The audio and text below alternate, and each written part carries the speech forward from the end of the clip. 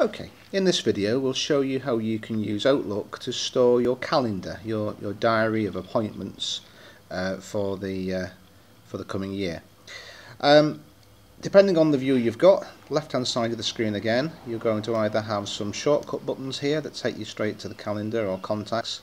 They may be minimized like that. You may be looking at a folder list view that has got your contacts and calendar up here, but either way, on the left hand side of the screen will be a shortcut to get you to the calendar. The calendar can be presented in a number of views. These are set on this bar across the top here. Here we're looking at a 31-day view for the whole month. That can be condensed to a 7-day week, 5-day week, or just individual time slots for today. You can use the calendar in the top left there to browse to forthcoming months or look at historical events like that. Okay, so simple. If you wanted to create an appointment, maybe for Friday, to say that we had an appointment to see a dealer at 1 o'clock, we click on new, subject. Okay, so we say visit Liverpool Ford. Okay, we can have a start time, so we can pick Friday the 23rd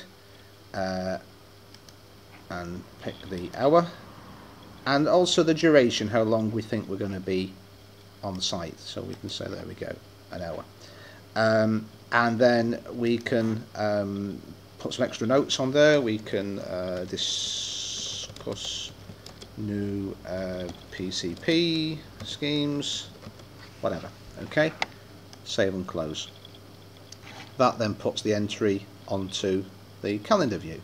So we can click on the 23rd and go back in and actually create another appointment for that day.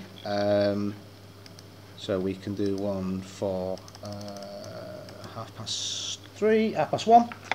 Okay, and then we can say sign up Mr. Smith at Polar BMW.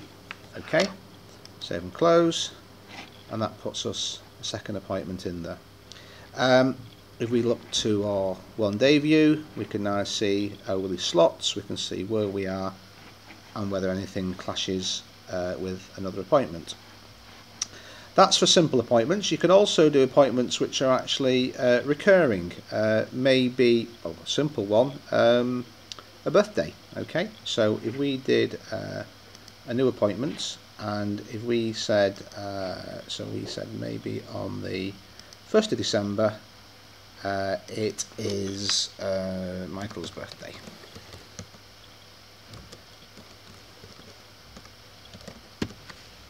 Okay, now this is a recurring appointment because it happens every year. Okay, so we have a button at the top there for recurrence. We can click that, and it asks us, okay, this is where we can set up how it occurs, whether it occurs weekly, monthly, yearly, daily, whether it's on just weekdays or whatever, whether it's something which ends after so many occurrences, like maybe instalments on a loan or something that you want to make keep a record of. But for a simple case of a birthday, we can say, okay, that's a yearly, every December the 1st. It doesn't really matter what time we put in there, and we can say that there's no specific end date. We can say okay to that, and that has created a appointment called Michael's birthday. Save and close, and there we have December the 1st, Michael's birthday.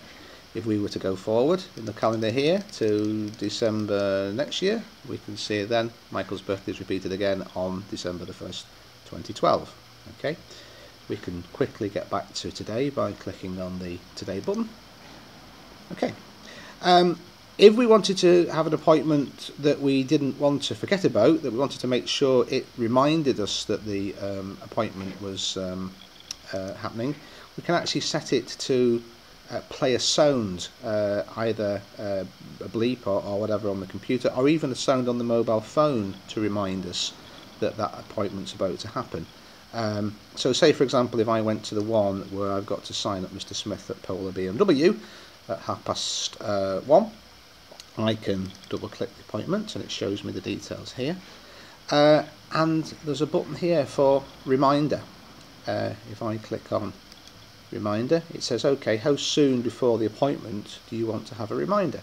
So I can say, okay, maybe 2 hours before the appointment, so at 11:30, we can have a sound played on the computer or a bell ringing on the mobile phone that will tell us that the appointment's about to happen. And there you've got the little icon on the screen there which shows us that a sound has been set to remind us that appointment's due to take place. So the calendar is a very powerful tool, particularly for doing recurring items like appointments and anniversaries and whatever, and also just for keeping track of your day-to-day and monthly work. And again, anything that is put into the calendar here is also synchronized back to your mobile phone and on the BlackBerry, and any changes you make on the BlackBerry work their way back into Outlook as well.